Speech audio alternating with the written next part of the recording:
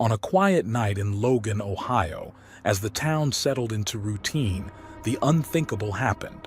Summer Inman, a young mother of 3, stepped out of the bank where she worked, expecting nothing more than to toss the trash and meet her boyfriend. But within minutes, her belongings lay scattered on the ground: a phone, keys, a still-playing music player. Witnesses nearby saw her taken, 2 masked figures pulling her into a car, her desperate screams echoing into the night, only to be stifled by a cloud of pepper spray. What appeared at first to be a routine abduction would unravel into a web of betrayal, a family's chilling secrets, and an unimaginable plan gone terribly wrong. And as the investigation unfolded, each shocking revelation brought new questions, each twist darker than the last.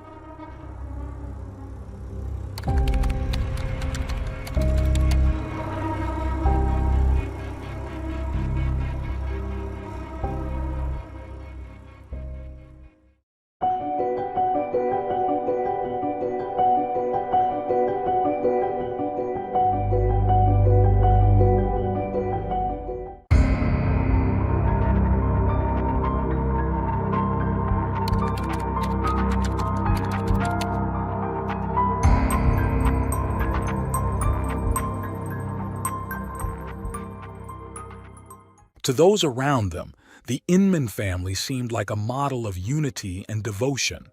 Their lives were centered around faith, and each Sunday, they were a familiar sight at church. Yet, beyond the public facade, hidden dynamics played out within their close family circle. The story of William and Sandra Inman began in 1983 at church. William, then 18, met 16-year-old Sandra. With the blessing of their families, the young couple married and settled in Logan, a quiet community in Ohio. Bill, as he was commonly known, was a man of deep religious faith, balancing his construction job with playing music at the evangelical church near Nelsonville, Ohio. Sandra managed their household, and in 1984 they welcomed their son, William Jr., whom they affectionately called Will. Will grew up, and in 2001, at 17, he met Summer Cook, a 15-year-old girl also at church, a meeting that mirrored his parents' initial encounter.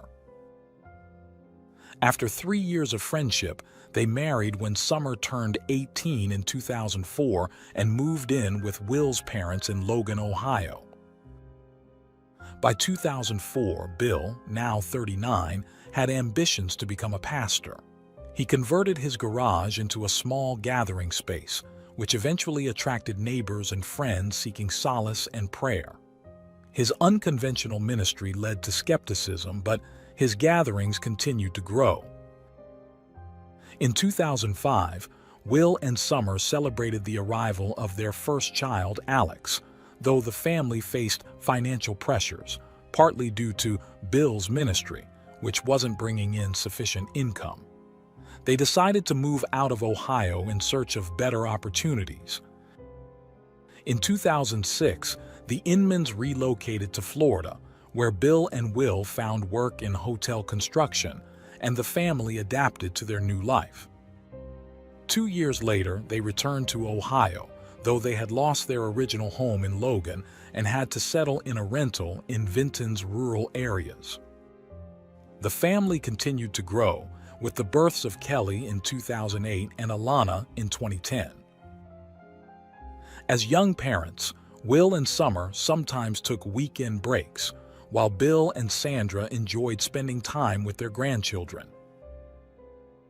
That same year, Bill officially became a pastor, establishing the Faith Church and launching Ranch of Mercy, a charitable project aimed at helping those in need. With aspirations to build a home for orphans and widows, Bill introduced a fundraising lottery, offering a grand prize of either a house or $200,000, along with other rewards. Despite high hopes, no shelter was built, and the lottery, set for September 2010, never took place. In June 2010, Summer informed Will of her desire to separate. In a diary entry, she expressed her feelings of exhaustion, yearning for happiness, and frustration with her life's direction. She feared how Will might react, but knew she couldn't continue in her current situation. Following her decision, Summer moved out, taking her children to her parents' home and allowing them to maintain contact with Will and his family. By August, she started a relationship with Adam Peters and found a cleaning job at a bank in Logan. The scheduled raffle for Ranch of Mercy arrived in September, but without any prize house built, and participants saw no refunds or explanations. Meanwhile, financial challenges continued, with the Inmans facing eviction for overdue rent by December. When Summer and Adam attempted to collect her remaining belongings, Will and his family denied them entry, resulting in a confrontation that led Summer to involve the police and file a complaint against Will. Summer described the change in Will's behavior after their marriage. According to her, he became increasingly controlling, restricting her activities, and even limiting her access to personal items like her phone and keys. She disclosed his desire for a large family and his interest in polygamy, which led him to seek connections online. She also shared that her cats had mysteriously vanished, with Will claiming they had run off, a statement he reportedly made with indifference.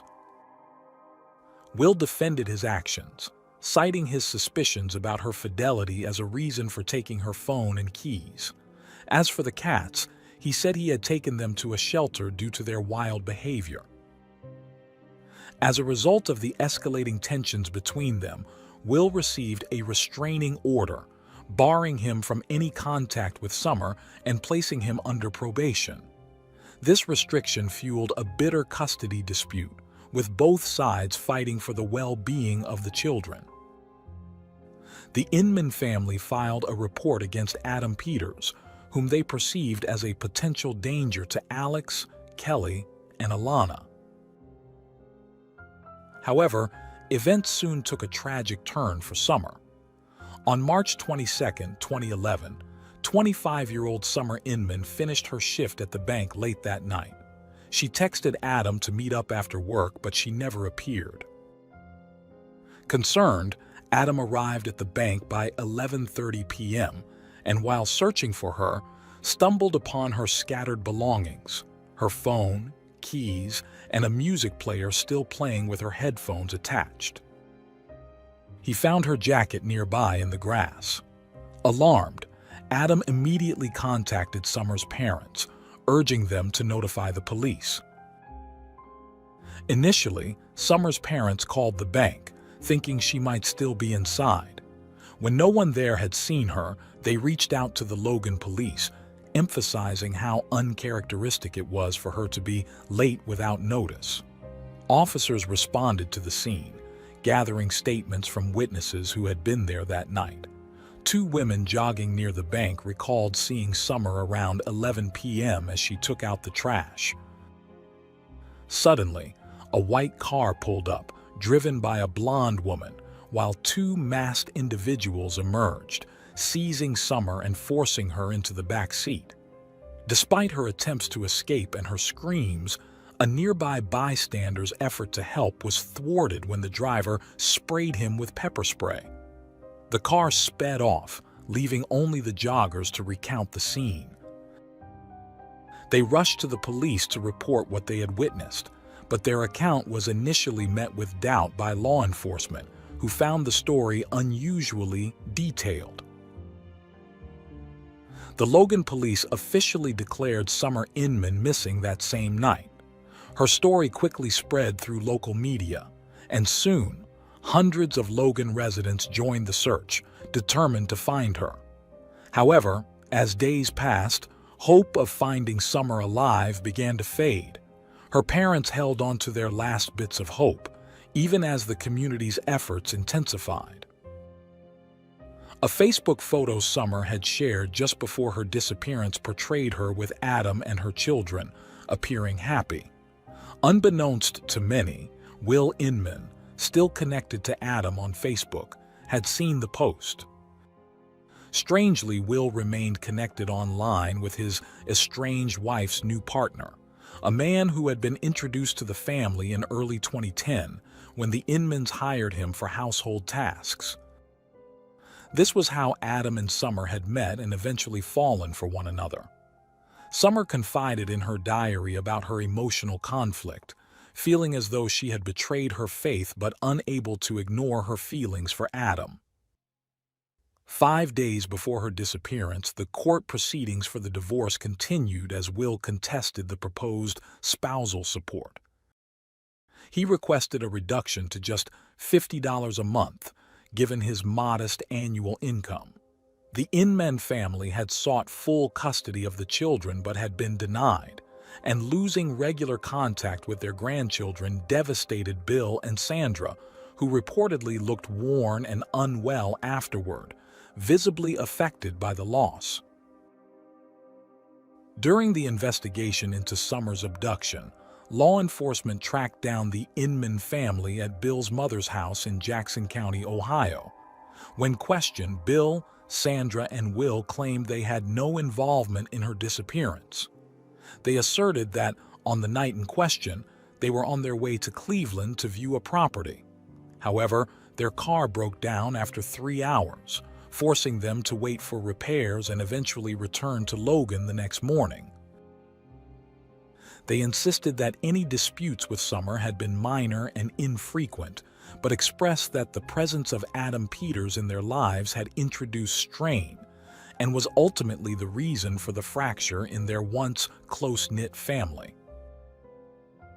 When law enforcement inspected the Inman family's vehicle, they seized a GPS unit that provided crucial insights. The data revealed that on March 22nd, the night of Summer's abduction, the vehicle was in Logan. The GPS had been deactivated around 5:30 p.m. and only reactivated the following morning, again in Logan, contradicting the family's statement about a trip to Cleveland.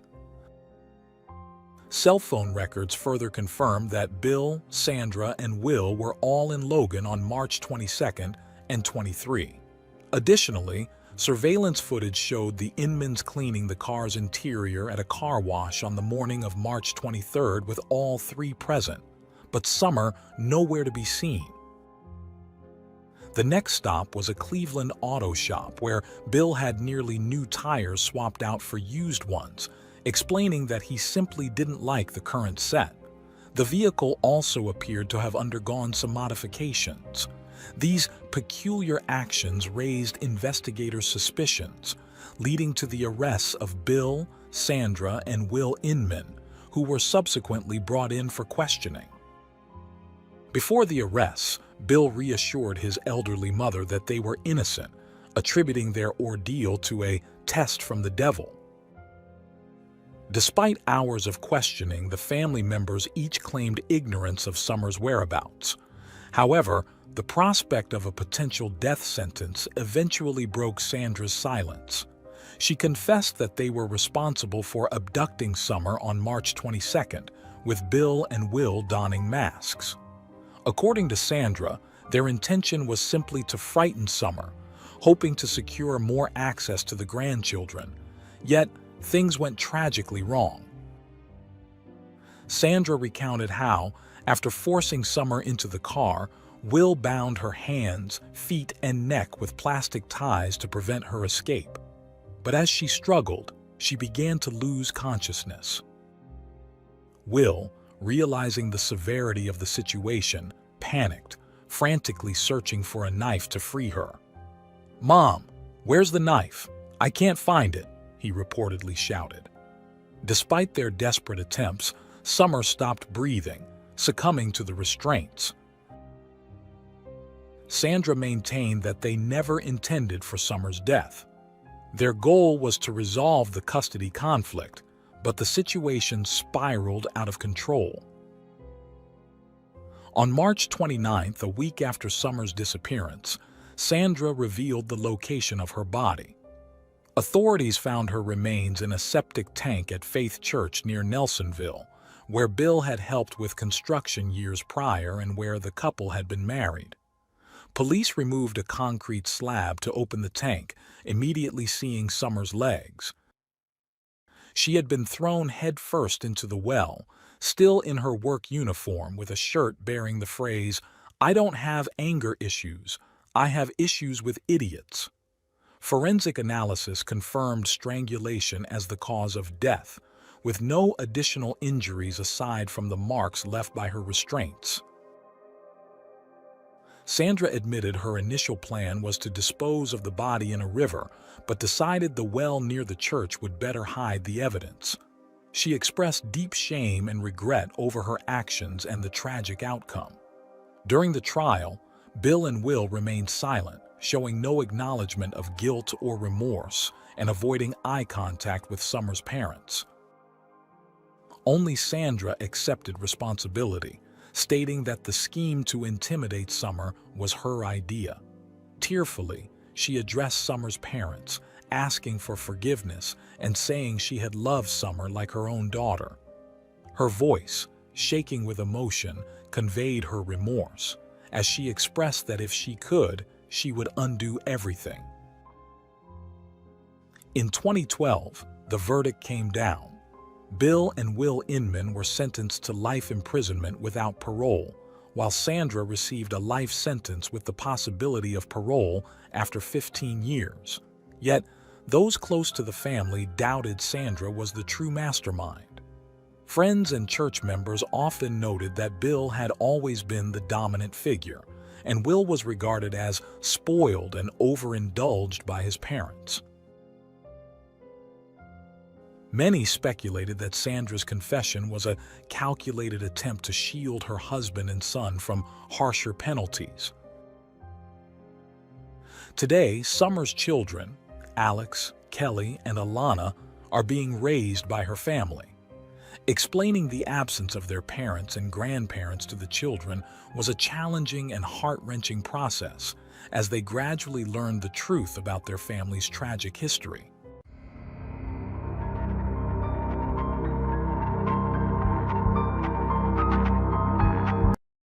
Thanks for tuning in to Unreal True Crime. If you're intrigued by mysteries from around the world, check out our new channel, Latin Crimes, where we dive into the gripping true crime stories of Latin America. Don't miss out. Subscribe now for more thrilling investigations.